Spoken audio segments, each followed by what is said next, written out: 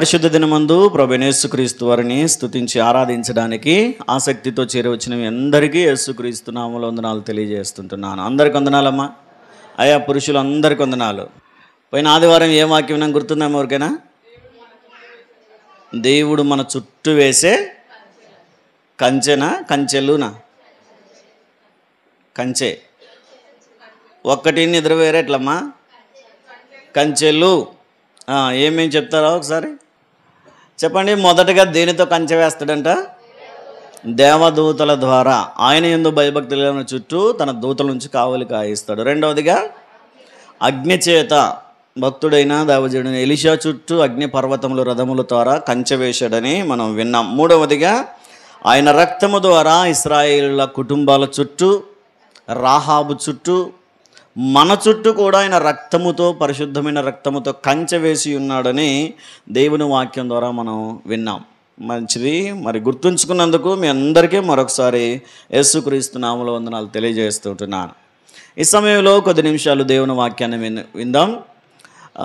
ఎంతమంది సిద్ధంగా ఉన్నారు వాక్యాన్ని వినడానికి? చేతులెత్తి చూపిస్తారా? చేతులేమో అందరూ ఎత్తుతారు, అడిగినప్పుడు ఏం కొందరే చెప్తారు. అంటే ఏంటి దాని అర్థం? మీరు అడుగుతున్నారు కాబట్టి చేతులు ఎత్తుతాం సార్ అనేనా? జ్ఞాపకం ఉంచుకునే ప్రయత్నం చేయండి. ప్రయాసను వ్యర్థపరచొద్దండి దయచేసి. రైట్, చదవబడిన లేఖన భాగాన్ని మరొకసారి చదువుకుందాం. యెహోషువ గ్రంథము 24వ అధ్యాయము 15వ వచనాన్ని ఒకసారి చదువుదాం.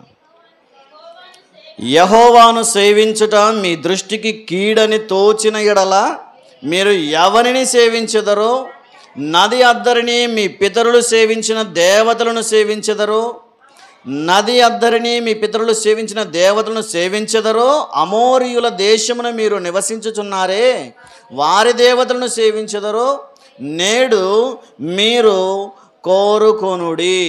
చాలు, అందరు తలలు పైకెత్తండి అమ్మ. ఈ మాట అందరూ చెప్పండి ఒకసారి. నేడు మీరు కోరుకొనుడి.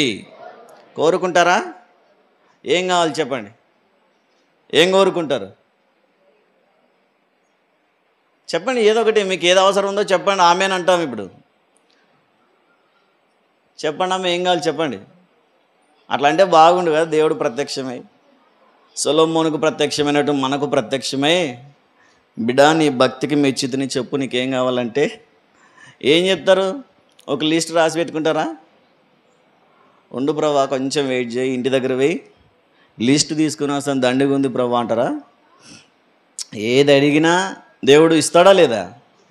ఎన్ని ఇస్తాడు? ఒక్కటా రెండా? ఎన్నైనా ఇస్తాడు. అయితే అడుగుచున్న మనము వాటిని పొంది ఉన్నామని విశ్వాసంతో అడగాలని దేవుని వాక్యం తెలియజేస్తుంది.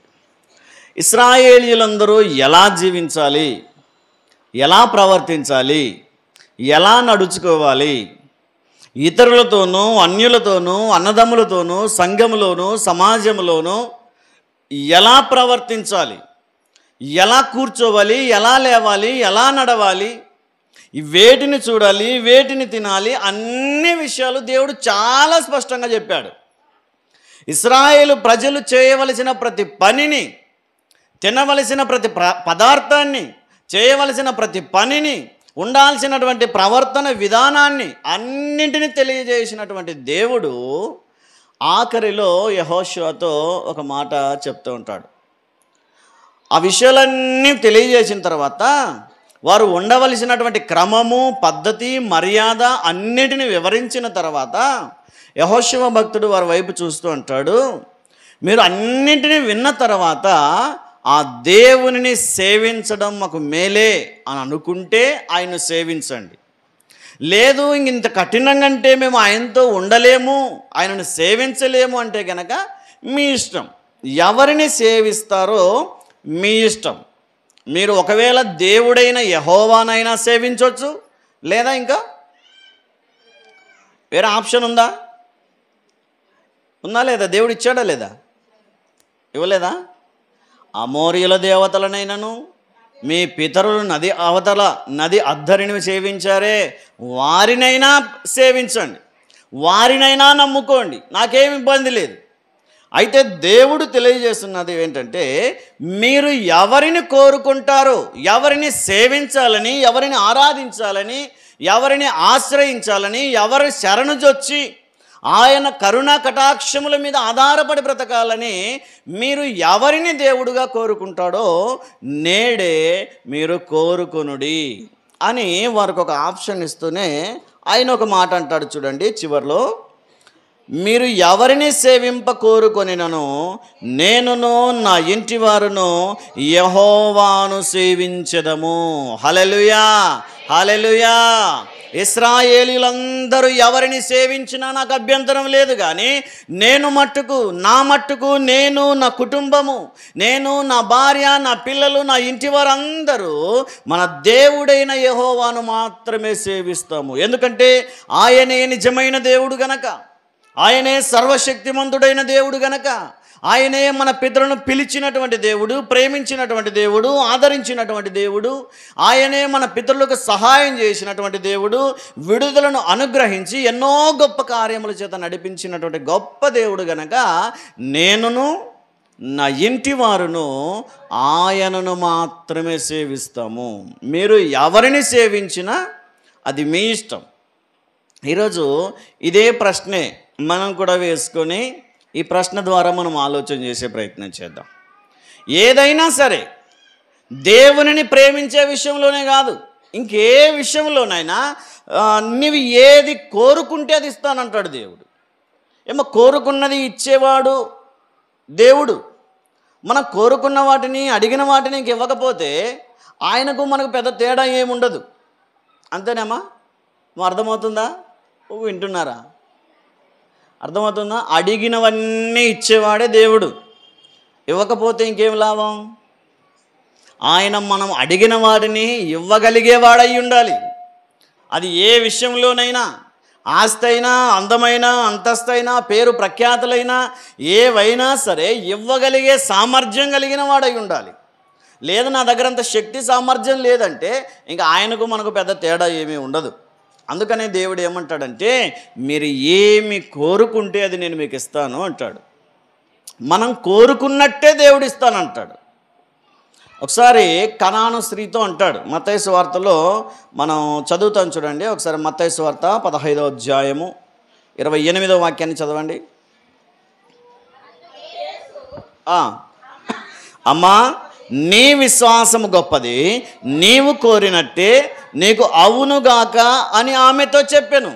ఆమె తన కుమార్తె అనారోగ్యముతో ఉందని, ఇదిగో దయ్యము పట్టి నా కుమార్తె పిచ్చిగా ప్రవర్తిస్తుందని, సరి అయిన ప్రవర్తన లేక, మానసిక సరిగా లేక, ఇదిగో ప్రభువా నా కుమార్తె దయ్యముతో విలవిలలాడిపోతుంది, దయ్యము చేత బంధించబడి నా కుమార్తె చాలా ఇదిగా ప్రవర్తిస్తుంది కనుక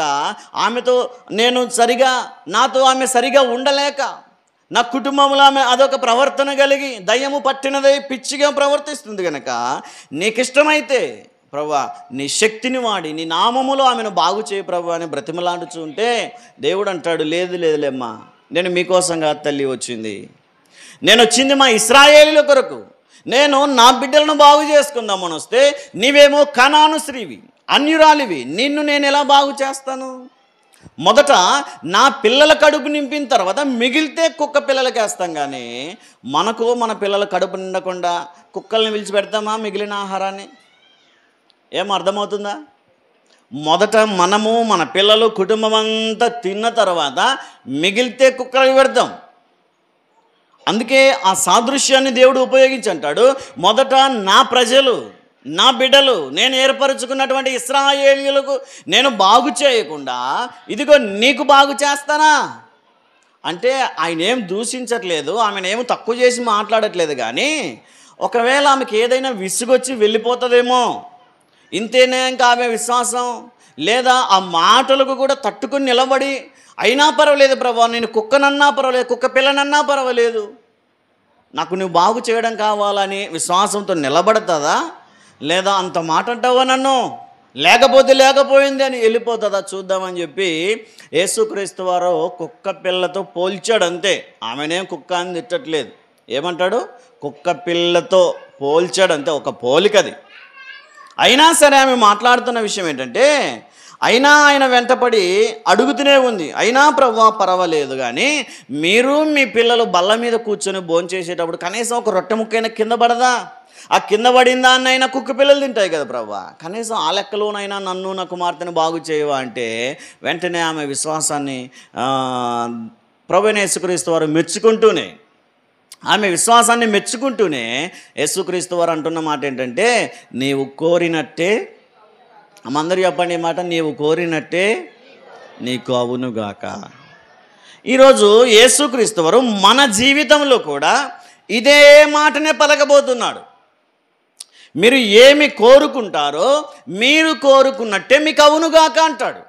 అయితే మనలో కూడా కనాను స్త్రీ వంటి విశ్వాసము మనలో కనిపిస్తే మనం కోరినవన్నీ దేవుడు మనకిస్తాడు. అట్లాగని చెప్పి విధికి విరుద్ధమైన కోరికలు తీర్చడు దేవుడు. ఏమో అర్థమవుతుందా? ఒక పిల్లోడు అంటాడు, నేను పలానా పాపని ప్రేమిస్తున్నాను సార్, మా దేవుడు కోరిక తీరుస్తాడా అంటాడు. ఇట్లాంటివి తీరుస్తాడా దేవుడు? ఏమ్మా, విధికి విరుద్ధమైన కోరికలు తీర్చే దేవుడు కాదు ఆయన. న్యాయపరంగా ఏదైతే విశ్వాసముతో కోరుకుంటావో నీవు కోరినట్టే నీకు అవునుగాక అంటాడు దేవుడు. అందుకే ఈరోజు ఆయన సన్నిధికి చేరి వచ్చిన మనందరితో మాట్లాడుతున్న మాట ఏంటంటే, నీవు కోరినట్టే నీకు అవునుగాక. మీరందరూ కోరుకున్నట్టుగానే ఈరోజు దేవుడు దానిని మీకు దయచేయునుగాక. ఆమేనన్న వాళ్ళని మాత్రమే దేవుడు దీవించునుగాక. ప్రసంగి గ్రంథంలోనికి రండి ఒకసారి. దేవుడు ఏమంటాడంటే, ఇస్తాను కానీ, నువ్వు ఏమి కోరుకున్నా నీకు ఇస్తాను కానీ నీవు దాన్ని అనుభవించలేవు అని చెప్పి ప్రసంగి భక్తుడు ఒక మాట అంటారు. చూడండి 6వ అధ్యాయము 2వ వాక్యం చదవండి ఒకసారి. చాలు. ఇక్కడ చూడండి, భక్తుడైన సొలొమోను గారు ఏమంటారంటే, ఆ 1వ వచనంలో ఏమంటాడంటే సమస్తం వ్యర్థం అని స్టార్ట్ చేస్తారు. చదవండి, 1 నుంచి చదవండి ఒకసారి. సూర్యుని క్రింద దురవస్థ అంటే పనికిరానిది, పనికి మాలిన సంగతి ఒకటి నాకు కనిపించింది. అది ఏంటంటే, అది మనుషులకు బసు విశేషముగా కలుగుచున్నది. అదేమనగా, దేవుడు ఒకనికి ధనము, ధాన్యము, సమృద్ధిని, ఘనతను అనుగ్రహించును. అతడు ఏమి కోరినను అది అతనికి తక్కువ కాకుండాను, అయినను, అమ్మా ఇక్కడ గమనించండి, అయినను బాగా సమృద్ధిని ఇస్తాడంట దేవుడు. ధనము కావాలన్నా, ధాన్యము కావాలన్నా, సమృద్ధి కావాలన్నా, ఘనత కావాలన్నా, పేరు కావాలన్నా, కీర్తి కావాలన్నా, ఆరోగ్యం కావాలన్నా, ఏది కోరుకుంటావో కోరుకో, నువ్వు ఏది కోరినా నీకు ఇస్తానంటాడు. అయితే నీవు కోరినది దేవుడు నీకు అనుగ్రహిస్తున్నాడు, కానీ దానిని అనుభవించడానికి దేవుడు అనుమతించలేదంట. ఇంకా అనుమతించినప్పుడు అనుగ్రహించేమి లాభం చెప్పండి? ఒక 50,000 ఎవరికైనా ఇచ్చామనుకోండి, దీంట్లో ₹1 వాడుకోవడానికి వీల్లేదు. తీసుకో, నీకు ప్రేమతో ఇస్తున్నానని చెప్పి 50,000 ఇచ్చి ₹1 ఖర్చు పెట్టకూడదంటే ఎట్లుంటుంది? నిద్రపోయేవాళ్ళు స్తోత్రం చెప్పండి ఒకసారి. హల్లెలూయా, దేవునికి స్తోత్రం.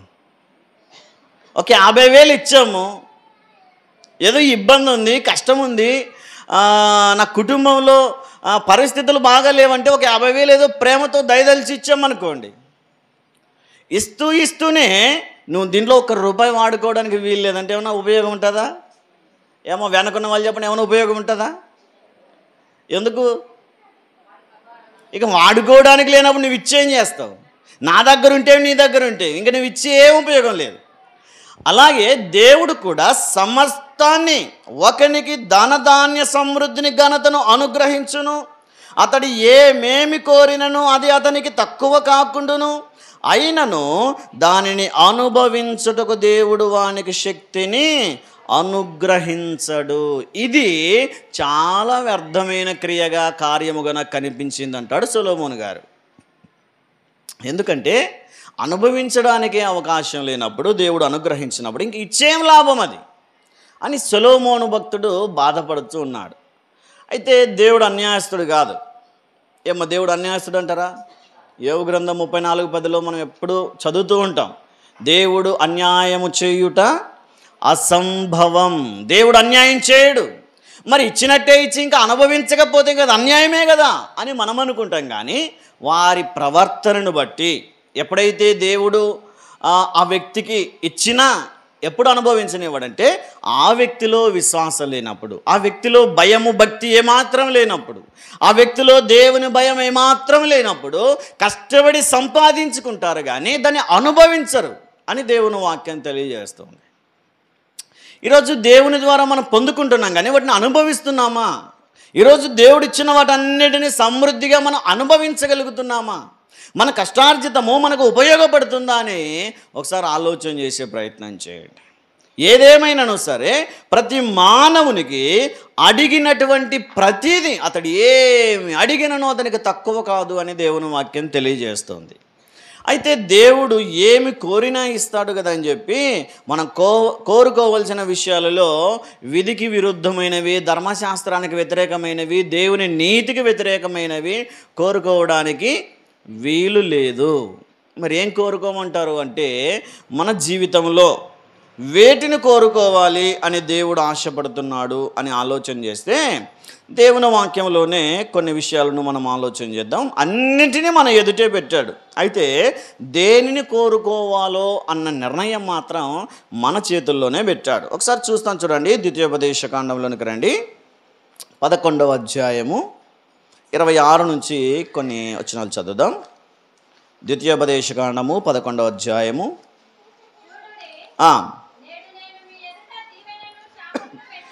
నేడు నేను నీ ఎదుట దీవెనను శాపమును పెట్టుచున్నాను.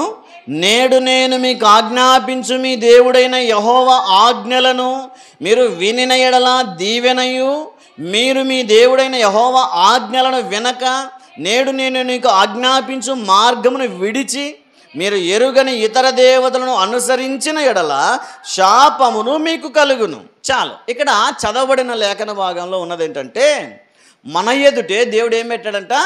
దీవెన ఒకవైపు, శాపము ఒకవైపు పెట్టాడు. మీ దృష్టిలో చెప్పండి, ఏది కోరుకుంటారు? దీవెనేనా?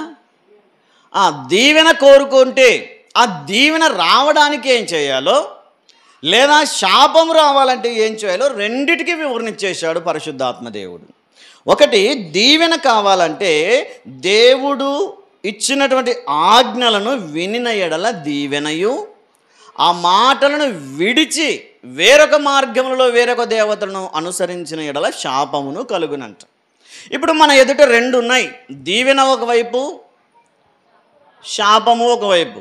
రెండింటిలో ఏది కావాలో నేడే కోరుకొనుడి అంటున్నాడు. ఆ మాటను కూడా చాలా స్పష్టంగా పరిశుద్ధాత్మ దేవుడు తెలియజేస్తుంటున్నాడు. వినండి, దీవెన ఉంది, మన ఎదుట శాపము ఉంది.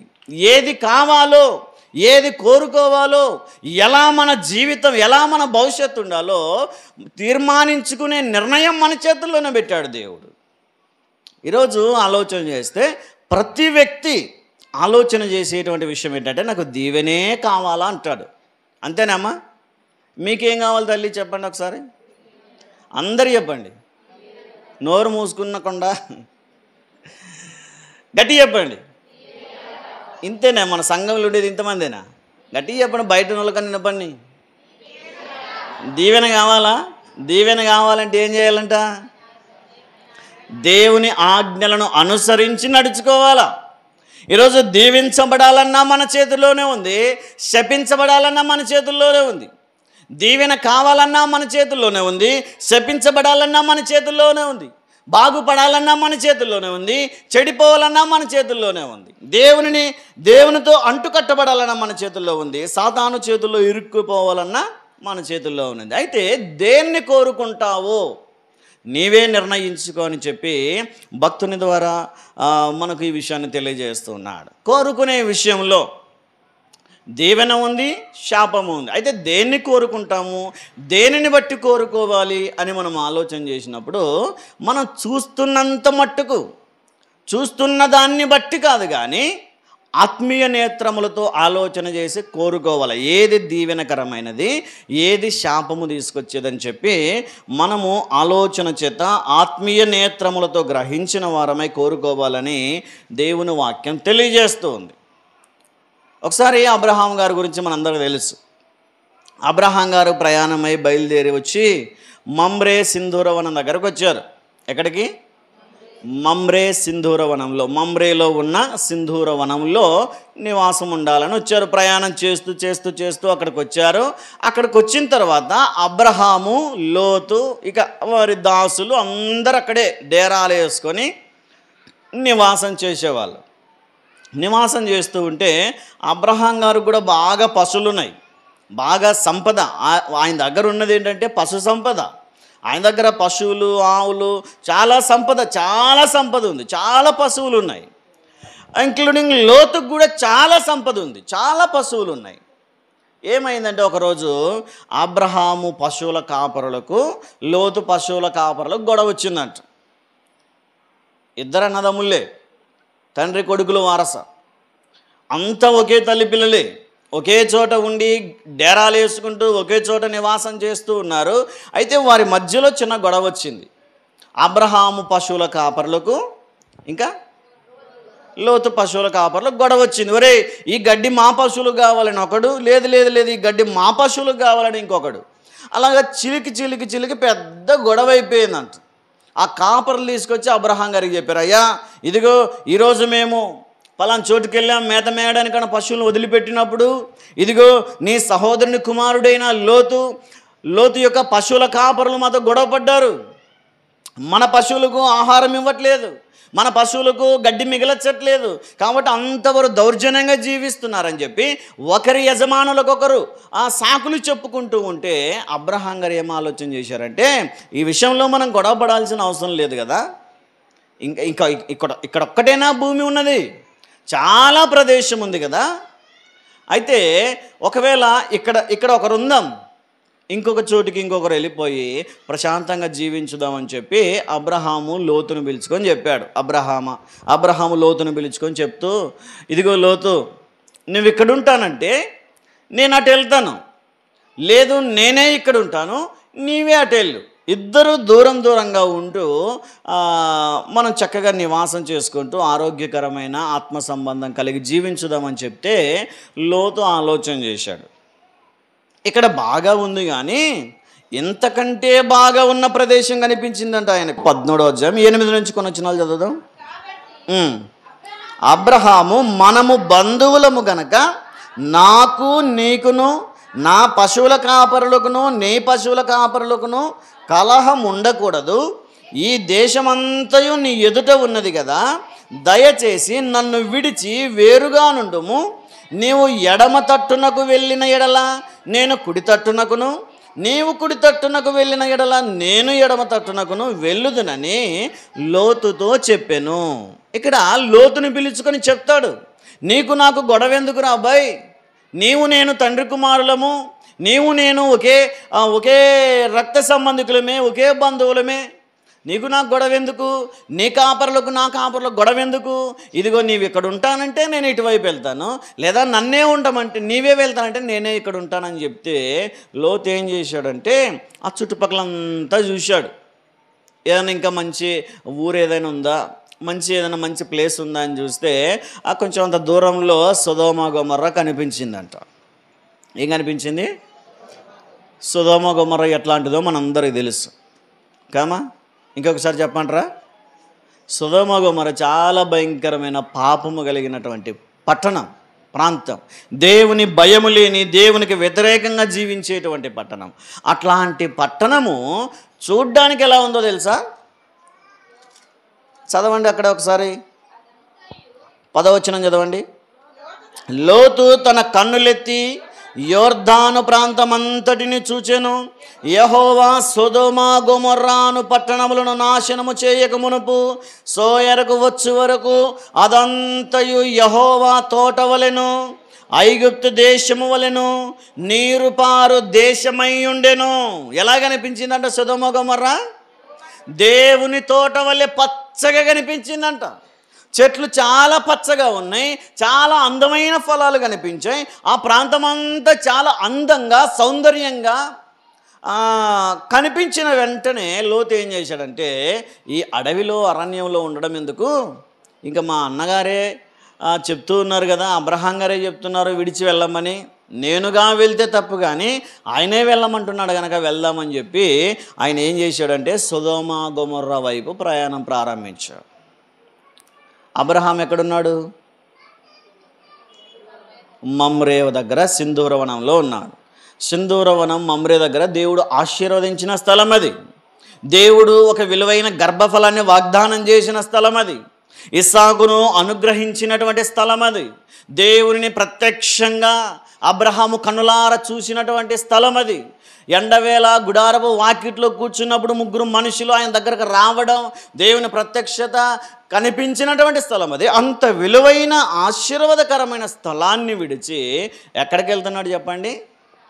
సొదొమ గొమొర్రా అనే శపించబడిన బహుభయంకరమైన పాపము కలిగినటువంటి దేశం వైపు పరిగెడుతూ ఉన్నాడు. కానీ అది చూడ్డానికి ఎలా ఉందంటే చాలా అందంగా కనిపించిందంట. చూడ్డానికి ఏమో పచ్చగా కనిపించింది, పైగా దేవుని ద్వారా ఆశీర్వదించబడిన తోట ఇట్లుంటుందేమో అన్నంత అందంగా కనిపించేసరికి దానికి ఆకర్షితుడైపోయాడు. లోతు ఎదుట రెండున్నాయి. ఇదిగో ఆశీర్వాదకరమైన మమ్రేలో ఉంటావా, శపించబడిన సొదొమకు వెళ్తావా అని దేవుడు దీవెనను శాపమును అతను ఎదుట పెట్టినప్పుడు లోతు శపించబడిన ప్రాంతాన్ని కోరుకున్నాడు. పైగా వెలిచూపుతో పైకి కనిపించే కంటితో అతడు చూస్తూ ఉన్నప్పుడు అది అందంగా కనిపించింది, కానీ అందులో ఉన్న పాపం అతనికి కనిపించలేదు. సొదొమ ఎంత భయంకరమైనదో లోతు గ్రహించలేకపోయాడు. పైకి చూడ్డానికి చాలా అందంగా ఉంది, చాలా సౌందర్యంగా ఉంది, నీళ్లు పచ్చగా మారుతున్న చాలా సస్యశ్యామల ప్రాంతముగా అది కనిపించేసరికి లోతు ప్రయాణం వెళ్ళిపోయాడు అక్కడికి. ఈరోజు మనం కూడా మన ఎదుట ఉంచబడిన దీవెనను శాపమును కోరుకునే విషయంలో వెలిచూపుతో కోరుకోవద్దని దేవుని వాక్యం తెలియజేస్తూ ఉంది. పైకి కనిపించేటువంటి వాటిని చూసి ఇదే దీవెనేమో అని అనుకున్నామంటే దేనిలో కాలేసినట్టు? దేనిలో కాలేసినట్టు చెప్పండి? పప్పులో కాదు. దేనిలో కాలేసినట్టు? శాపంలో కాలేసినట్టు. కాబట్టి అందంగా ఉందని ఆశపడ్డం కాదు, బాగా ఉంది కదా ఇది దేవుడిచ్చిన వరమే అనుకోవడానికి వీల్లేదు. ఎక్కడైతే అందం ఉంటుందో, ఎక్కడైతే సౌందర్యం ఉంటుందో అక్కడే భయంకరమైన పాపం ఉంటుందని దేవుని వాక్యం తెలియజేస్తోంది. దేవుడే సృజించినటువంటి ఏదైనా తోటలో కూడా అపవాది ఉన్నాడు. దేవుని చేత సృజించబడినటువంటి, దేవుని ద్వారా చేయబడినటువంటి, తయారు చేయబడిన ఏదైనా వనములో కూడా అపవాది ఘట సర్ప రూపంలో తిరుగుతున్నాడంటే ఎక్కడ అందం ఉంటుందో, ఎక్కడ సౌందర్యం ఉంటుందో, ఎక్కడ ఆహ్లాదకరమైన వాతావరణం ఉంటుందో అక్కడ ఏముంటుంది? శాపం ఉంటుంది, పాపం ఉంటుంది అని చెప్పి దేవుని వాక్యం చాలా స్పష్టంగా తెలియజేస్తుంది. కాబట్టి కోరుకునే విషయంలో అందంగా ఉందని కోరుకోకూడదు మనం, ఇది చాలా శ్రేష్టమైందని కోరుకోకూడదు. కాబట్టి కోరుకునే విషయంలో కాస్త ఆలోచన చేయండి. ఇది బాగుంది కదా అని చెప్పి ఇంక ఇదే దీవెన అనుకోవద్దండి. లోకానుసారులు, శరీరానుసారులు, లోకము చెప్పినట్టుగా జీవించే వాళ్ళే బాగా బతుకుతుంటారు చర్చికి వచ్చే వాళ్ళకంటే కూడా కొన్ని చోట్ల. ఏమది నిజమేనా? మీ దేవుడు దేవుడు దేవుడు అంటారు, మీకు ఏమి రావట్లేదు. మేము చూడు ఇష్టానుసారంగా జీవిస్తున్నాం, లోకానుసారంగా అబద్ధాలు ఆడుతున్నాం, దొంగతనం చేస్తున్నాం, మాకు నచ్చినట్టు జీవిస్తున్నాం, అయినా నీకంటే నాకే ఎక్కువ ఆస్తుందంటారు, నీకంటే నాకే మంచి ఇల్లు ఉందంటారు, నీకంటే 2 ఎకరాల పొలం నాకే ఎక్కువ ఉందంటాడు, ఇదిగో నా కొడుకు అక్కడ చదువుతున్నాడు, నా కూతురు ఇక్కడ చదువుతుంది అని చెప్పి గొప్పలు చెప్పుకుంటారు. వారికి అది అందంగా కనిపిస్తూ ఉంది, అది వారికి సౌందర్యంగా కనిపిస్తుంది. కానీ యేసుక్రీస్తు వారి లేని జీవితం ఎంత అందమైనదైనా అది శపించబడినదేనని దేవుని వాక్యం తెలియజేస్తుంది. వారు అనుకుంటారు అది దీవెనని, కానీ వెలిచూపుతో అందంగా కనిపించింది, కానీ దాని వెనక ఏముంది చెప్పండి? లోకానుసారమైన ఆశీర్వాదం వెనక శాపం ఉంటుందని దేవుని వాక్యం తెలియజేస్తుంది. దాని మీద ఆధారపడ్డామనుకో, లోకానుసారంగా వచ్చేటువంటి ఆస్తి అంతస్తుల మీద ఆధారపడ్డామనుకోండి, అది అందంగా కనిపించినప్పటికీ దాని వెనక శాపం ఉంది. అయితే కంటికి వికారంగా కనిపించినా, కంటికి ఏమంత మంచిగా కనిపించకపోయినా సరే దీవెన చాలా శ్రేష్టముగా ఉంటుంది. ఈరోజు ఆలోచన చేయండి, దేనిని కోరుకుంటున్నాం మనం? దీవెనను కోరుకుంటున్నామా, శాపమును కోరుకుంటున్నామా? ఆలోచన చేయండి. అందంగా ఉంది కదా అని చెప్పి కోరుకుంటాం, కానీ దాని వెనక శాపం ఉంటుందని దేవుని వాక్యం చాలా స్పష్టంగా తెలియజేస్తూ ఉంది. దావీదు భక్తుడు కూడా అందమును చూసి మోసపోయి శాపాన్ని కొని తెచ్చుకున్నట్టుగా మనం చూస్తూ ఉన్నాం. పాపం చేయడానికి, బత్షెబతో పాపం చేయడానికి కారణం ఏంటి? అందం కాదంటారా? సొలొమోను పాపంలో పడిపోవడానికి అందం కారణం కాదా? సంసోను పాపంలో పడిపోవడానికి అందం కారణం కాదా? మరి అందంగా ఉన్నవన్నీ దీవించబడినవి కాదు.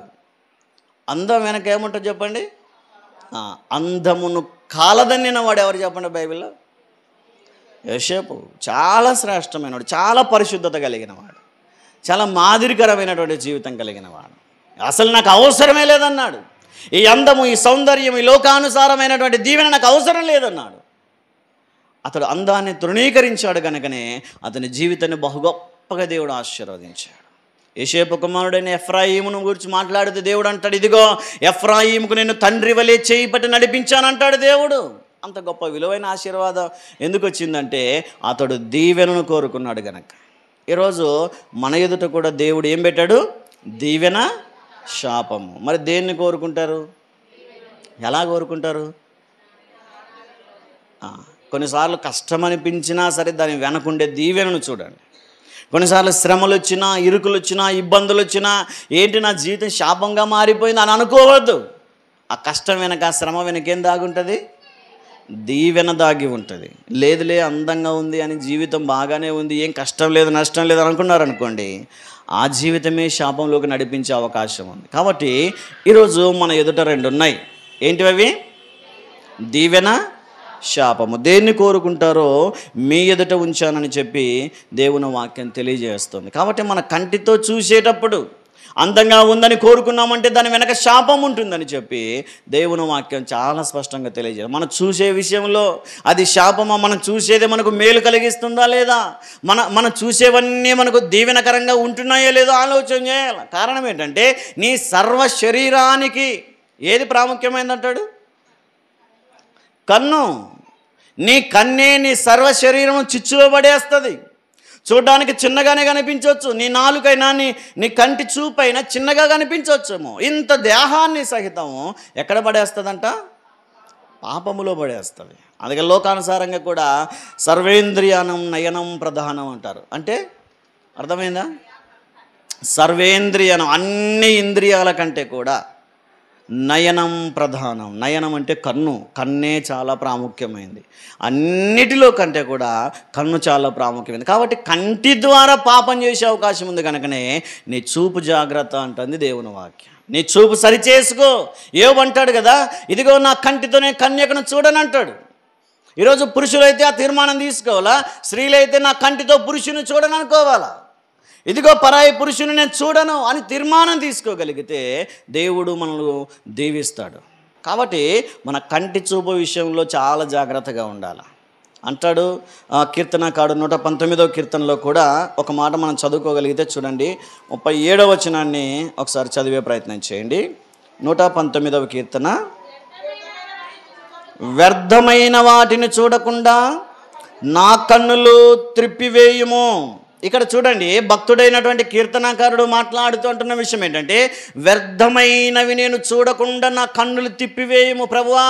నా కన్నులు వ్యర్థమైనవి చూస్తున్నాయేమో, ఆ వ్యర్థమైనవి చూస్తూ, ఆ వ్యర్థమైన వాటిని చూస్తూనే తద్వారా నేను శాపగ్రస్తున్నైపోతానేమో. వ్యర్థమైనవి చూడకుండా నన్ను కాపాడు ప్రభువా అంటాడు. ఈరోజు మనం కూడా వ్యర్థమైనవి చూస్తూనే శాపంలోనికి వెళ్ళిపోతున్నామేమో.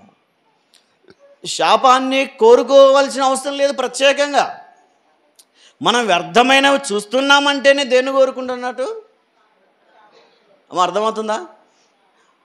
మనం వ్యర్థమైనవి చూస్తున్నామంటే దీవెన కోరుకున్నట్ట, శాపం కోరుకున్నట్ట? మీరు చూస్తున్న వ్యర్థమైనవా, ఉపయోగమైనవా ఆలోచన చేయండి. వ్యర్థమైనవేనా? అయితే ఏం చేయాలా?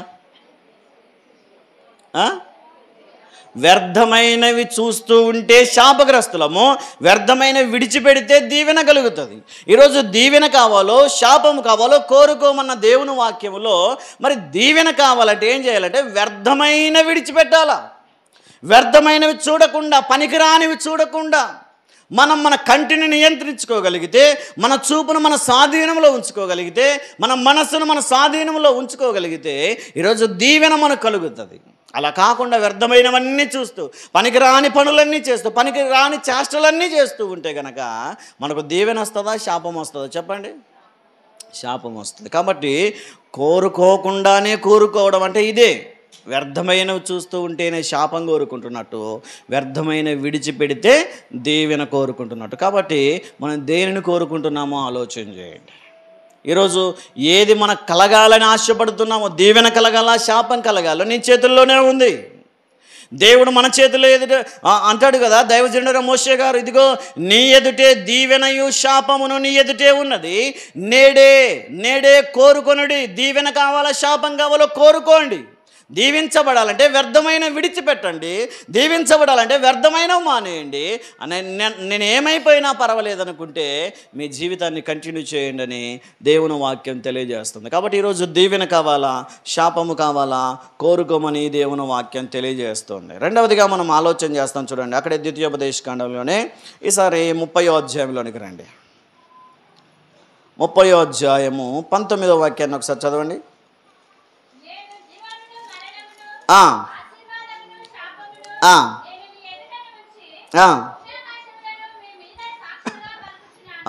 చాలు, ఇక్కడ చూడండి, వినండి. దేవుని వాక్యం తెలియజేస్తుందంటే ఇందాక ఏం పెట్టాడంట మన ఎదుట? దీవెన, శాపం. ఇప్పుడు ఏముందంట? జీవము, మరణము. ఇప్పుడు ఏం కావాలి చెప్పండి? ఏం కావాలంట? మన ఎదుట ఏం పెట్టాడు ఇప్పుడు? రెండవదిగా జీవం ఉంది, మరణం ఉంది. ఇప్పుడు జీవం ఎవరికి కావాలా? మరణించిన వారికి కావాలా? కానీ మనమేం మరణించలేదు కదా. మనం చనిపోయిన వాళ్ళమైతే జీవం అవసరం మనకి. ఆల్రెడీ జీవంతోనే ఉన్నాం, ఇంకేం కావాలి జీవం మనకు? ఏమో చెప్పండి. ఆల్రెడీ సజీవులుగా ఉన్నాం, ఆల్రెడీ ప్రాణాలతో ఉన్నాం, మనకెందుకు జీవం? ఆలోచన చేయండి. జీవం అంటే ప్రాణంతో ఉండడం కాదు. ప్రాణాలతో ఉన్నంత మాత్రాన మనము జీవముతో ఉన్నట్టు కాదు. ఆత్మీయముగా కూడా మనం జీవముతో ఉన్నామా, మరణంలో ఉన్నామా అని కూడా ఆలోచన చేయాలి. అందుకే ప్రకటన గ్రంథం 3వ అధ్యాయం 1వ వచనంలో సార్దీ సంఘముతో పరిశుద్ధాత్మ దేవుడు ఆ మాటలు అంటారు. చూడండి, ప్రకటన గ్రంథము 3వ అధ్యాయము 1వ వాక్యం చదవండి.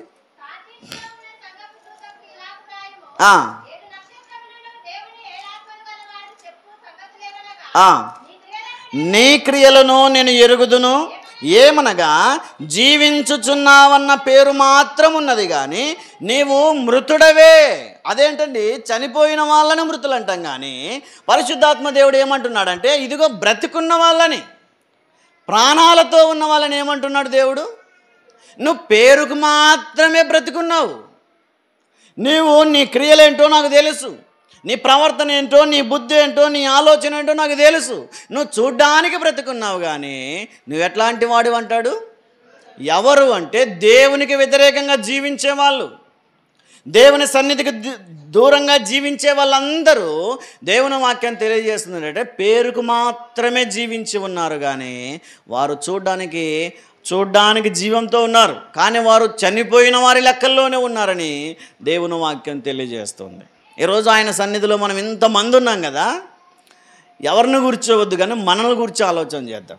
మనలో కేవలం చూడ్డానికి మాత్రమే జీవంతో ఉన్నామా, లేదా నిజంగా ఆత్మీయంగా జీవంలో ఉన్నామో ఆలోచన చేయండి. చూడ్డానికి మాత్రమే ప్రాణాలతో కనిపిస్తున్నాం, కానీ ఆత్మీయముగా చాలామంది చనిపోయి ఉన్నారు. చాలామంది చనిపోయి దేవునికి దూరం అయిపోయిన వారు ఉన్నారు. ఆత్మీయముగా చనిపోవడం అంటే దేవునికి దూరం కావడం, దేవుని సన్నిధికి దూరం కావడం. ఎఫెసీ పత్రిక 2వ అధ్యాయం మనం చూస్తాం, మన అపరాధముల చేత మనము చచ్చిన వారమై ఉన్నామంట. ఇంకా పాపం చేస్తున్నవారు, ఇంకా లోకానుసారంగా జీవిస్తున్నవారు, ఇంకా సినిమాలు సీరియళ్ళు చూస్తూ, బూతు మాటలు మాట్లాడుతూ, అబద్ధాలు ఆడుతూ, మోసాలు చేస్తూ, ఇంకా అహంకారంగా గర్వంగా జీవించే వాళ్ళందరూ చూడ్డానికి ప్రాణంతో ఉన్నారు, కానీ వారు మృతులేనని దేవుని వాక్యం తెలియజేస్తూ ఉంటుంది. ఈరోజు నీవు కూడా అలాగే జీవిస్తూ ఉంటే కనుక నీవు కూడా కేవలం చూడ్డానికే జీవంతో ఉన్నావంతే, నీలో ఏం ప్రాణం లేదు. ప్రాణం లేదంటారా ఏంటి సార్ ఇంత బాగా మాట్లాడుతుంటే అంటారా? చూడ్డానికేనంట, పేరు చెప్పుకోవడానికి ప్రాణాలతో ఉన్నావు, కానీ ఆత్మీయముగా దేవునికి దూరం అయిపోయినప్పుడు ఎట్లాంటి వాళ్ళమంట?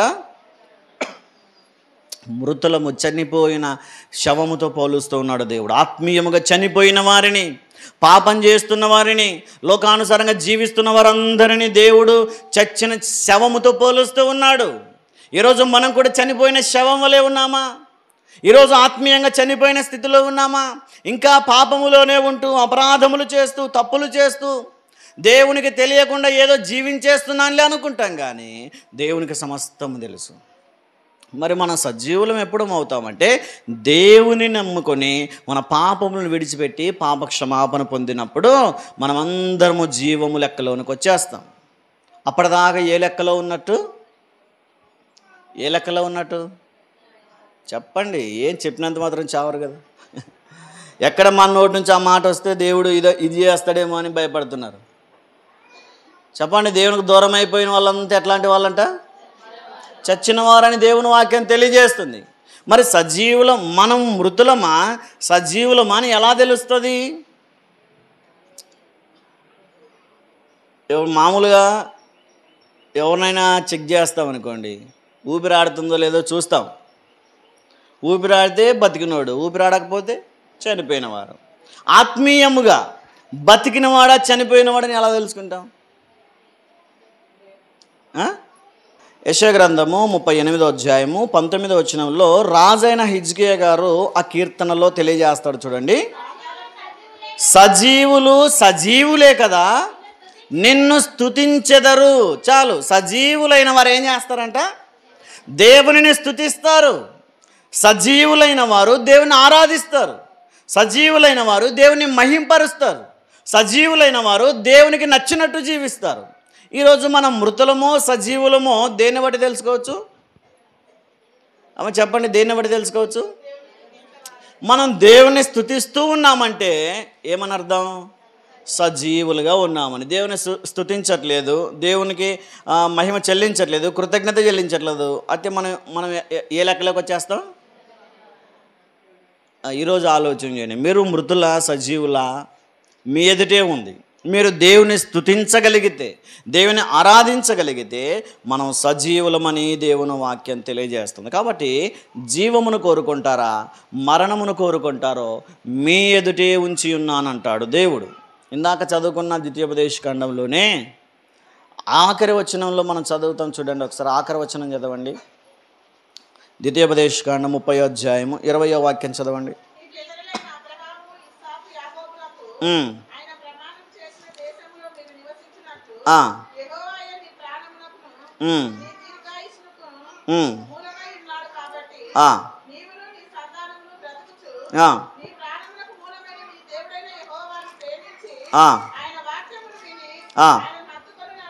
ఆయనను హత్తుకొనున్నట్లు జీవమును దేన్ని కోరుకోవాలంటమ్మా? జీవమును కోరుకోవాలి అంటే దేవునిని హత్తుకోవాలి.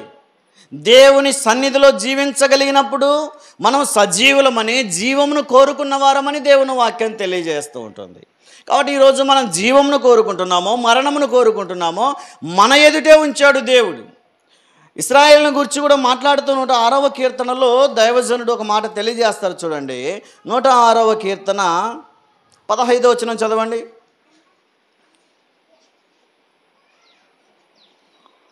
106వ కీర్తన 15వ వచనం. వారు కోరినది ఆయన వారికి ఇచ్చెను, అయినను వారి ప్రాణములకు ఆయన క్షీణత కలుగజేసెను. కోరుకున్నవన్నీ ఇచ్చాడంట. ఇశ్రాయేలీయులందరూ బయలుదేరి అరణ్య మార్గంలో ప్రయాణం చేస్తున్నప్పుడు ఈ అధ్యాయం అంతా ఇశ్రాయేలు ప్రయాణం గురించి తెలియజేస్తూ ఉంది. వారిని గురించి తెలియజేస్తూ చెప్తున్న విషయం ఏంటంటే, వారు కోరినది దేవుడు వారికి ఇచ్చాడు, అయినను వారిని ఏం చేశాడంట? క్షీణింపజేశాడు. ఎందుకు? కోరుకున్నవన్నీ ఇచ్చినటువంటి దేవుడు ఎందుకు చంపేయవలసి వచ్చింది అని ఆలోచన చేస్తే, కోరుకున్నవన్నీ ఇచ్చిన తర్వాత వారిలో తిరుగుబాటు మొదలయ్యింది. దేవుడు మనం కూడా కోరిన వాటిని అనుగ్రహిస్తున్నాడు, కానీ ఒకవేళ మనం తిరుగుబడితే, దేవునికి వ్యతిరేకంగా జీవిస్తే వాటన్నింటినీ దేవుడు ఏం చేస్తాడంట? తీసివేస్తాడని చెప్పి దేవుని వాక్యం తెలియజేస్తుంది. కాబట్టి ఈరోజు ఆలోచన చేయండి. జీవము మన ఎదుటే ఉంది, మరణము మన ఎదుటే ఉంది. మనం దేనిని కోరుకుంటున్నామో ఒకసారి ఆలోచన చేయండి. ఒక యవనస్తుడు వచ్చాడు యేసుక్రీస్తు వారి దగ్గరకు. ప్రభువా, నిత్య జీవానికి నేను వారసుని కావాలంటే ఏం చేయాలి అన్నాడు. జీవము మరణము అతని ఎదుట ఉన్నప్పుడు నాకు జీవం కావాలి, మరి జీవం కావాలంటే ఏం చేయమంటావు ప్రభువా అని అడిగితే యేసుక్రీస్తు వారు అంటారు, రే, జీవం కావాలంటే ధర్మశాస్త్రం అంతటి చొప్పున జీవించు, దేవుడు చెప్పిన 10 ఆజ్ఞల ప్రకారం జీవించు, ఆటోమేటిక్గా నీకు జీవం కలుగుతుంది అంటాడు. ఆ యవనస్తుడు అంటాడు, ప్రభువా, చిన్నప్పటి నుండే, ఎప్పటి నుంచి అంట? చిన్న వయస్సు నుంచే నేను దేవుని యందు భయభక్తులు కలిగిన వాడిని, చిన్న వయసులో నుంచే ధర్మశాస్త్ర ప్రకారం జీవిస్తున్నవాడిని, ఈరోజేం కొత్త కాదు, చిన్నప్పటి నుండే వాక్య ప్రకారం జీవిస్తున్న వ్యక్తిని గనక ఇక నేను జీవమును కోరుకున్నట్టేనా, జీవం నాకు కలిగినట్టేనా అంటే యేసుక్రీస్తు వారు ఒక మాట అంటారు, నీవు జీవములో పరిపూర్ణుడుగా ఉండాలనుకుంటే వెళ్ళి నీ ఆస్తిని ఏం చేయాలంట? బీదలకిమ్ము, అప్పుడు నీకు జీవము దొరుకుతుంది అంటాడు. అయితే ఆ యవనస్తుడు ఏం చేశాడు? చూడండి, మత్తయి సువార్త 19వ అధ్యాయము 21వ వాక్యం చదవండి. అందుకు యేసు, నీవు పరిపూర్ణుడు వగుటకు కోరిన ఎడల పోయి నీ ఆస్తిని అమ్మి బీదలకిమ్ము, అప్పుడు పరలోకమందు నీకు ధనము కలుగును, నీవు వచ్చి నన్ను వెంబడించుమని అతనితో చెప్పాను. నీకు జీవం కావాలి. ఇదిగో ఆ యవనస్తుడు కోరుకున్నాడంట, ప్రభువా నాకు జీవం కావాలి, జీవము మరణము నా ఎదుటే ఉన్నాయి, కానీ మరణం నాకు అవసరం లేదు, జీవం కావాలి, నిత్య జీవం నాకు కావాలి. ఏం చేయమంటావంటే ఆ యవనస్తుడు ఎదుట ఉన్నటువంటి మరణము జీవములు దేన్ని కోరుకున్నాడు? జీవమును కోరుకున్నాడు. మరి ఆ కోరుకున్న జీవమును పొందుకునే ప్రాసెస్లో అతడు పరిపూర్ణుడు కాలేకపోయాడు. ఇలా ఉండాలి, పరిపూర్ణుడు కావాలంటే, జీవం కావాలంటే ఇలా ఉండాలి అని దేవుడు చెప్పినప్పుడు అతడు మిక్కిలి ఆస్తి కలిగిన వాడు కనుక వ్యసనపడుచు వెళ్ళిపోయాను అని 22వ వచనంలో చదువుతాం. ఈరోజు ఆలోచన చేయండి, మనం కూడా జీవమును కోరుకున్నంత మాత్రాన జీవం వచ్చేయదు. జీవం కావాలి, నాకు మరణం వద్దు, నేను జీవించాలి, జీవం కావాలని కోరుకుంటే సరిపోదు. ఆ యవనస్తుడు కూడా కోరుకున్నాడు, కానీ ఆ జీవము కోరుకునే ప్రాసెస్లో ఏం చేస్తే జీవం దొరుకుతుందో అతడు చేయలేకపోయాడు. ఈరోజు మరణము జీవం మన ఎదుట ఉన్నప్పుడు మనం జీవమును కోరుకుంటున్నామా, మరణమును కోరుకుంటున్నామా ఒకసారి ఆలోచన చేయండి. జీవమును కోరుకున్నామనుకోండి, జీవం కోరుకున్నంత మాత్రం వచ్చేస్తుందా? రాదు, దానికి ఒక ప్రాసెస్ ఉంది. అందుకే దేవుడు అంటాడు, ఆ జీవమును కోరుకొనుడి, అయితే ఆ జీవం పొందుకునే ప్రాసెస్లో ప్రయాణం చేయండి అంటాడు దేవుడు. ఈరోజు జీవమును కోరుకుంటున్నామో మరణమును కోరుకుంటున్నామో ఒకసారి ఆలోచన చేయండి. ఆఖరిగా మనం చూడండి దేన్ని కోరుకోవాలో దేవుడు మన ఎదుట మూడవదిగా అక్కడే మత్తయి సువార్తలోనే 27వ అధ్యాయము 15వ వచనం చదవండి ఒకసారి.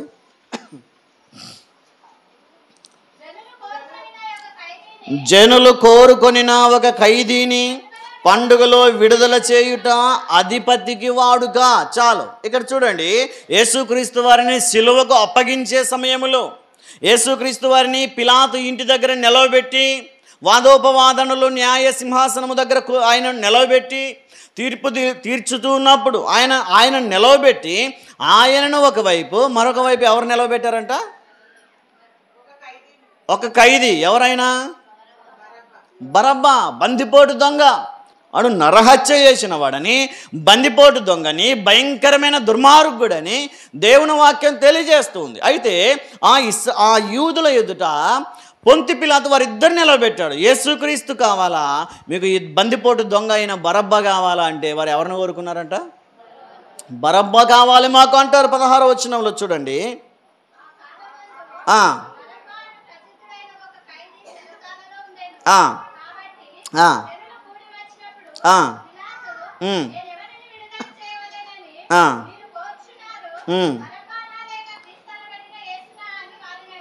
ఇరవై వచనం చదువుదాం. ప్రధాన యాజకులను పెద్దలను బరబ్బాను విడిపించుమని అడుగుటకు యేసును సంహరించుటకును జన సమూహములను ప్రేరేపించిరి. ఎవరిని కోరుకోవడానికి ఇష్టపడ్డారు? బరబ్బానే. యేసుక్రీస్తు వారు మాకు అవసరం లేదు, ఇదిగో బందిపోటు దొంగ అయినా పర్వాలేదు, బరబ్బానే కావాలి మాకు. వాడు నరహంతకుడైనా పర్వాలేదు, బరబ్బానే కావాలి మాకు. వాడు దుర్మార్గుడైనా పర్వాలేదు, బరబ్బానే కావాలి మాకు అని కోరుకున్నారు. రే, యేసుక్రీస్తు వారు ప్రేమ కలిగిన వాడు, క్షమించే మనస్సు కలిగిన వాడు, దయ కలిగిన వాడు, మీ కొరకు ఎంతో ప్రేమతో ఇన్ని రోజులు ఆహారం పంచిపెట్టినవాడు, రాజ్య సువార్తను చేసినవాడు, ఇంత గొప్ప మనిషిని విడిచి ఈ దుర్మార్గుని కోరుకుంటారా అని అడుగుతూ ఉంటే కూడా ఎవరిని కోరుకున్నారంట? ఈరోజు మన ఎదుట కూడా వారిద్దరు నిలవబడ్డారు. ఒకరు ప్రభువైన యేసుక్రీస్తు వారు, మరొకరు బరబ్బా. ఈ బరబ్బా లోకానికి సాదృశ్యంగా ఉన్నాడు. ఈరోజు దేవుడా లోకమా అని నీ ఎదుట నిలబెడితే నువ్వు దేన్ని కోరుకుంటావు? ఈరోజు యేసుక్రీస్తు వారు కావాలా, లోకానుసారమైన జీవితం కావాలా అంటే దేన్ని కోరుకుంటావో ఒకసారి ఆలోచన చేయండి. అందుకే దైవజనుడైనటువంటి ఏలియా గారు కూడా సవాల్ చేస్తాడు. ఒకసారి చూడండి, మొదటి రాజుల గ్రంథము 17వ అధ్యాయంలోనికి రండి. ఒకసారి 18వ అధ్యాయము 21వ వాక్యం చదువుదాం.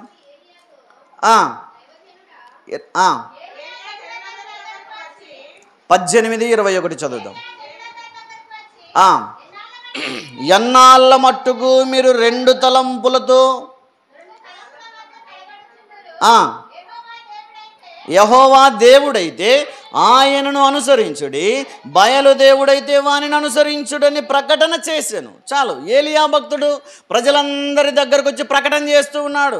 మీరు ఎంతకాలం 2 తలంపులతో ఉంటారు? ఇటు దేవుని మీద కొంతకాలము, ఇటు లోకం మీద కొంతకాలము. ఇటు దేవుని మీద కొంతకాలము, అటు లోకానుసారంగా శరీరానుసారంగా కొంతకాలము. ఎంతకాలం 2 తలంపులతో జీవిస్తారో? ఈరోజే మీ ఎదుట నిలవబడి ఉన్నటువంటి యేసును కోరుకుంటారా, బరబ్బాను కోరుకుంటారా? ఈరోజు కోరుకొనుడి అని చెప్పి దేవుడు మనతో మాట్లాడుతున్నాడు. ఈరోజు మనమైతే ఎవరిని కోరుకుంటామో ఆలోచన చేయండి. ఎవరిని కోరుకుంటారు మీరు చెప్పండి? యేసు కావాలా, బరబ్బా కావాలా? యేసుక్రీస్తు కావాలా, లోకం కావాలా? యేసుక్రీస్తు కావాలా, శరీరానుసారమైన జీవితం కావాలా? యేసుక్రీస్తు కావాలా, సీరియల్ కావాలా? అదే మాటకి ఉంటారా? యేసు కావాలంటే ఏం మొదలు పెట్టాలని మీ నోటితోనే అన్నారు. ఇక మళ్ళీ చూస్తే ఎవరిని కోరుకున్నట్టు? ఇంకా ఆ యూదులకి మనకేం తేడా ఉండదు.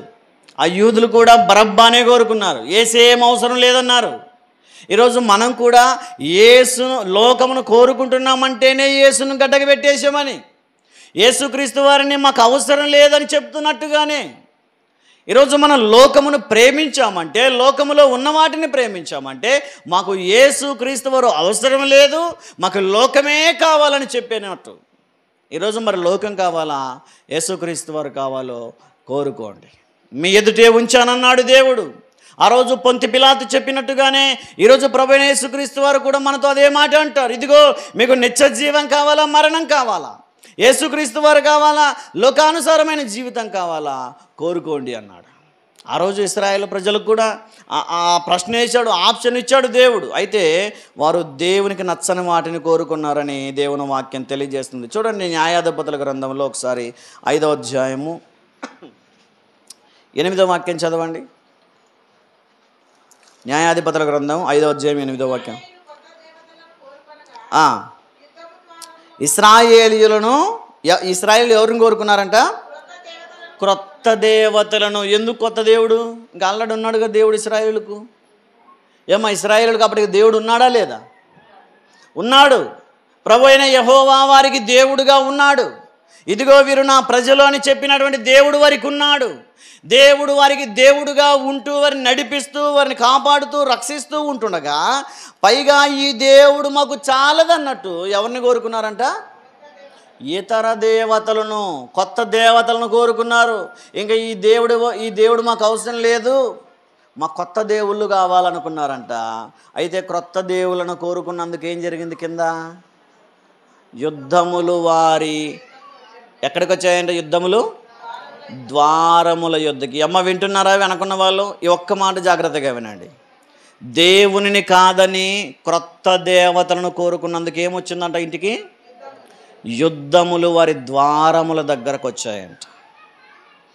దేవుణ్ణి కాదని దేనిని కోరుకున్నా ఏమొస్తాయి మీ ఇంటి దగ్గరికి చెప్పండి?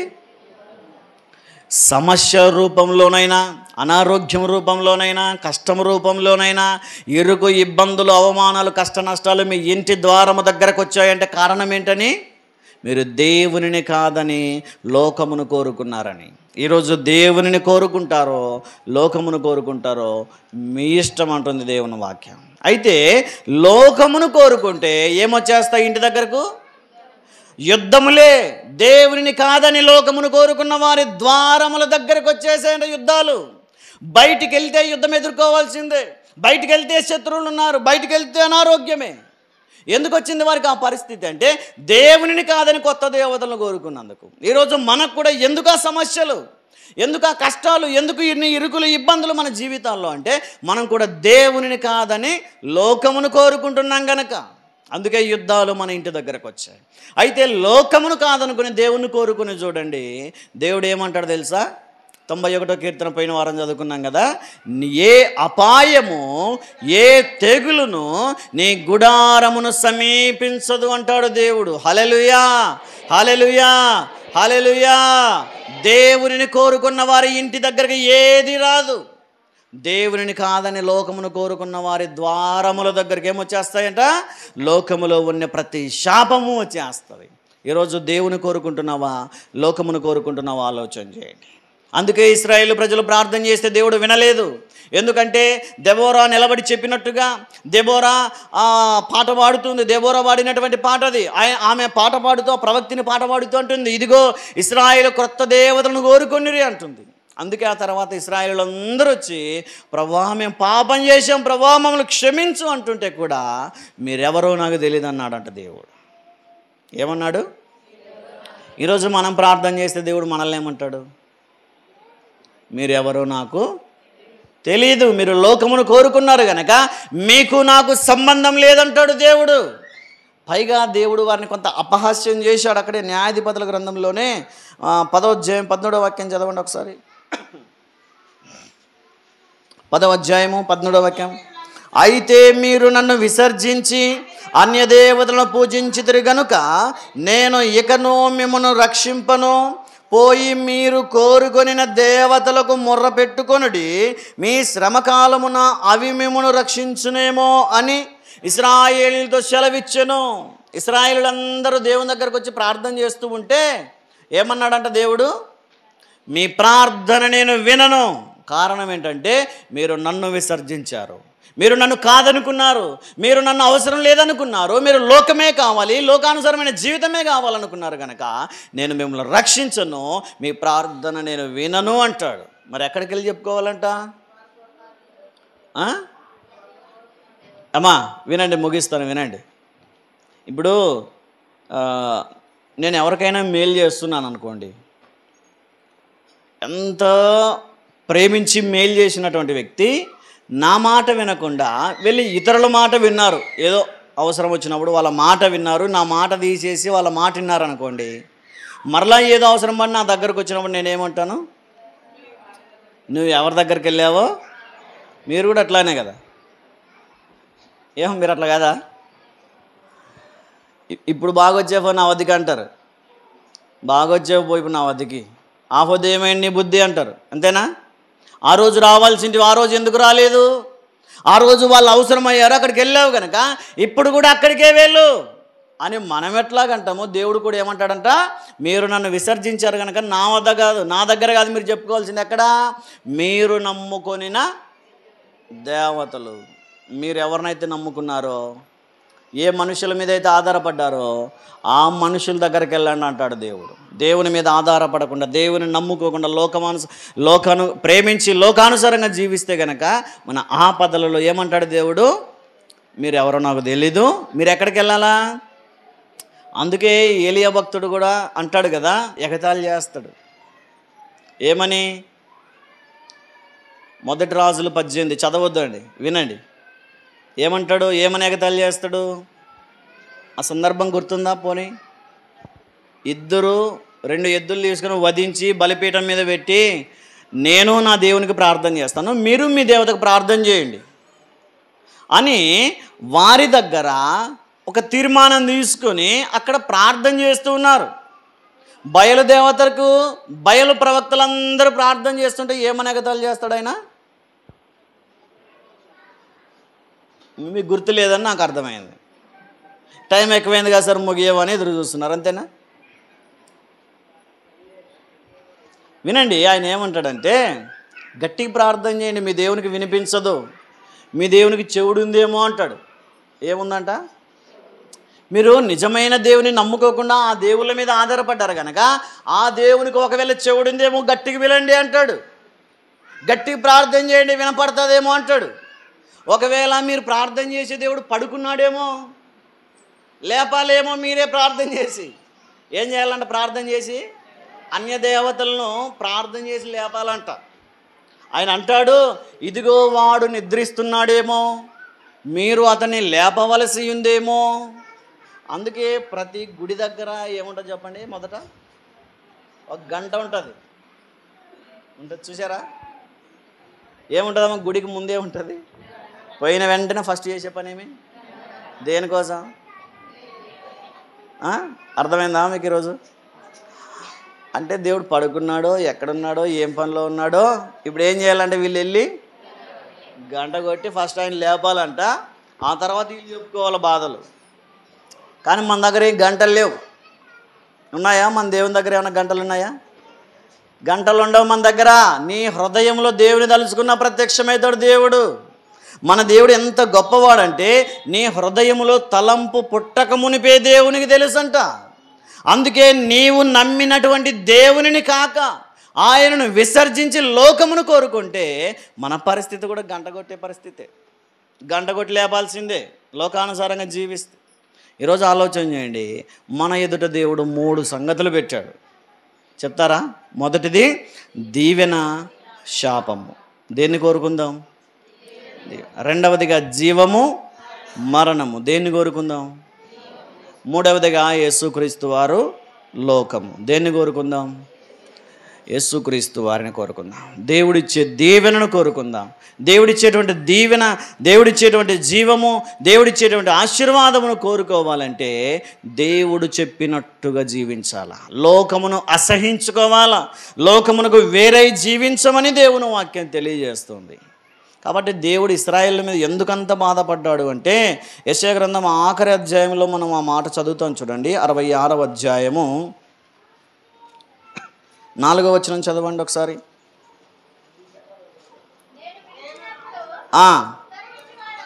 ఉత్తరమిచ్చువాడు ఒకడునో లేకపోయెను, నేను మాటలాడినప్పుడు వినువాడు ఒకడునో లేకపోయెను.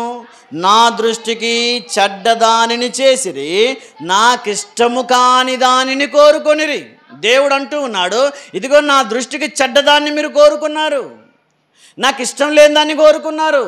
ఇదిగో మీకు జీవం కావాలా, మరణం కావాలా, దీవెన కావాలా, శాపం కావాలని నేను మీ ఎదుట ఉంచినప్పుడు మీరు కోరుకున్నది నాకు ఇష్టమైంది కాదంటాడు ఆయన. ఈరోజు దేవునికి నచ్చని దాన్ని చేస్తూనే, దేవునికి నచ్చని వాటిని కోరుకుంటూనే దేవుని ద్వారా ఆశీర్వదించబడాలంటే కుదరని పని. దేవుడు ఆరోగ్యం ఇవ్వాలన్నా, దేవుడు ఆయుష్కాలం ఇవ్వాలన్నా, దేవుడు సమాధానం ఇవ్వాలన్నా, దేవుడు నెమ్మదిని ఇవ్వాలన్నా దేవునికి నచ్చినది మనం కోరుకోవాలా. మరి ఈరోజు మన కోరిక దేవునికి ఇష్టమైందేనా? ఆలోచన చేయండి.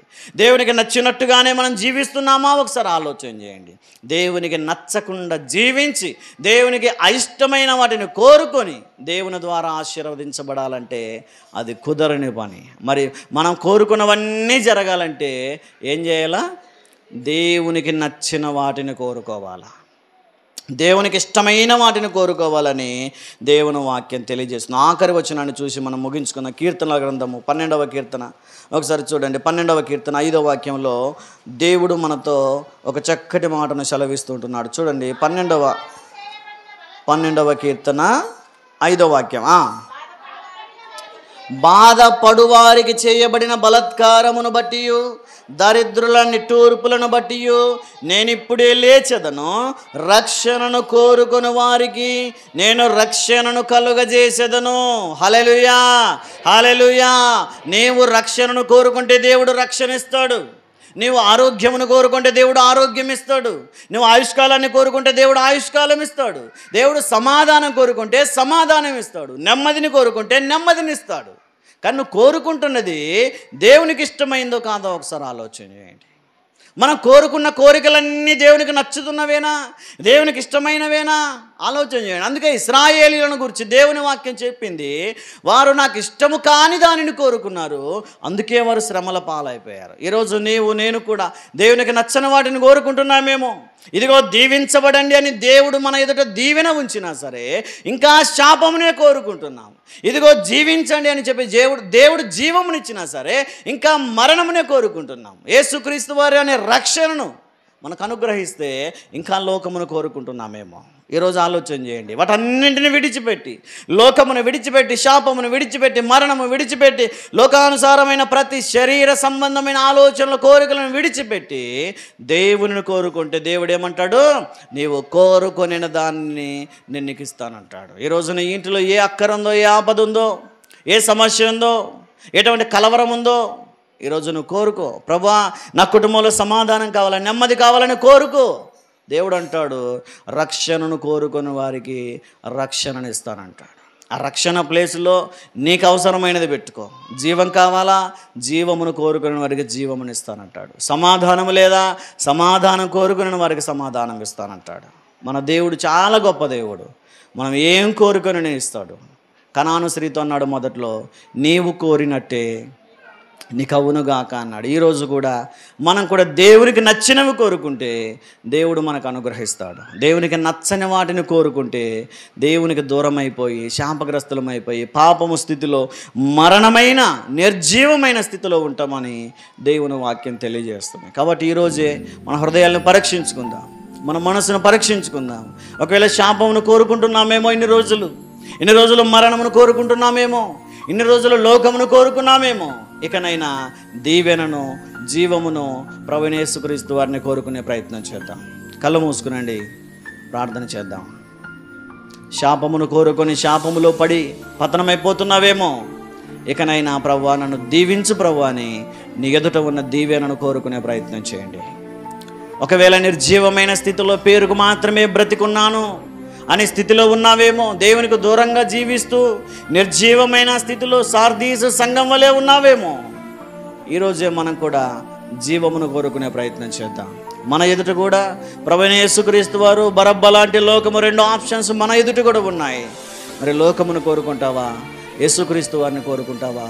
ఈరోజు ఆలోచన చేయండి. మనం కూడా యూదుల వలె బరబ్బాని కోరుకుంటున్నామేమో, యూదుల వలె మనం కూడా లోకమునే ప్రేమిస్తున్నామేమో, లోకమే కావాలి, లోకానుసారమైన జీవితమే కావాలనుకుంటున్నామేమో. ఇకనైనా లోకమును విడిచిపెట్టి, పాపమును విడిచిపెట్టి ప్రభువైన యేసుక్రీస్తు వారు నాకు కావాలా, ఆయన ఇచ్చే రక్షణ నాకు కావాలా, ఆయన ఇచ్చేటువంటి ఆశీర్వాదం నాకు కావాలా, ఆయన ఇచ్చేటువంటి అమూల్యమైన నిత్య జీవన కావాలా. ప్రభువా నేను లోకమును విడిచిపెడతాను ప్రభువా, నిత్య జీవమును అనుగ్రహించే సత్యదేవుడు అయిన నిన్ను నేను కోరుకుంటాను ప్రభువా అని ఈరోజే పశ్చాత్తాపడే ప్రయత్నం చేద్దాం. అందరు కళ్ళు మూసుకుందాం, ప్రార్థన చేద్దాం. విత్తబడిన వాక్య సందేశం కొరకై పాస్టమ్మ గారు ప్రార్థన చేస్తారు. కళ్ళు మూసుకొని ప్రార్థనలోకి భవించుదాం. అందరూ తలలోంచి కళ్ళు మూసుకున్నట్టయితే ప్రార్థన చేసుకుందాం. ప్రేమ పరిశుద్ధుడని, పరిశుద్ధమైన, ఉన్నతమైన, శ్రేష్టమైన నామానికి స్తుతులు, స్తోత్రములు ప్రభువా. ఇదిగోనైనా గడిచిన పునరుద్ధాన దినం మొదలుకొని తండ్రి, పునరుద్ధాన దినాన ఈ యొక్క మధ్యాహ్న కాల సమయంలో తండ్రి సంఘముగా ఇలాగున కలుసుకొని నిన్ను స్తుతించడానికి, నిన్ను ఆరాధించడానికి ప్రభువా మాకు ఇచ్చినటువంటి శ్రేష్టమైన విలువైన అవకాశాన్ని బట్టి కూడా నీకే స్తుతులు, స్తోత్రములు తండ్రి. ఉదయం మొదలుకొని తండ్రి మధ్యాహ్న కాల సమయం వరకునైనా నిన్ను పాటల ద్వారా మహింపరిచాం ప్రభువా. ఇదిగో తండ్రి నీ దైవదాసునైనా నీ పక్షాన్ని నిలబెట్టుకుని తండ్రిని మరినైనా మాకందరికను కావలసినటువంటి ఆత్మీయ ఆహారము అందించలాగున తన నోటికి మీరే బూరగా ఉండి తనను వాడుకుంటున్నటువంటి విధానాన్ని బట్టి కూడా నీకే స్తుతులు, స్తోత్రం లేసయ్యా. ఇదిగోనైనా కోరుకునుడి అని వాగ్దానం ద్వారా తండ్రి మా అందరితోనైనా మీరు మాట్లాడినటువంటి విధానాన్ని బట్టి కూడా నీకే స్తుతులు స్తోత్రములు తండ్రి.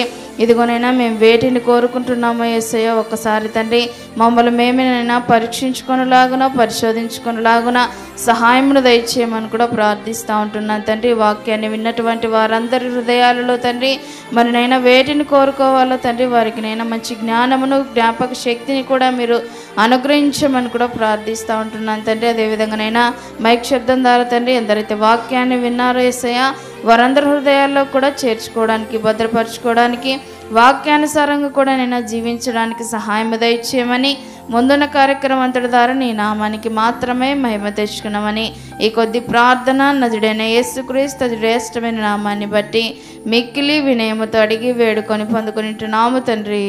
ఆమేన్.